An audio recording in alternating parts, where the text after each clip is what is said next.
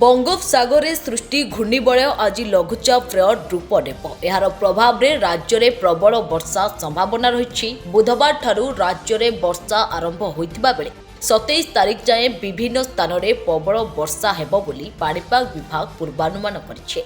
सेपरे आज 4 जिला को ऑरेंज अलर्ट और 15 जिला को येलो वार्निंग जारी करिछे पाणीपाग विभाग। आसंता काली ठारू लघुचाप प्रभाव में राज्य में वर्षार परिमाण वृद्धि पाइब। 25 तारिख पर 8 जिला को ऑरेंज एवं 20 जिला को येलो वार्निंग जारी करिछि पाणीपाग केन्द्र। तेबे लघुचाप प्रभाव में समुद्र अशांत रहिबा आशंका थिबारु आजिठु 27 तारिख पर्यंत मत्स्यजीवी को समुद्र भितर को जिबाकू बारण करा जायछि। ब्यूरो रिपोर्ट आजिर खबर।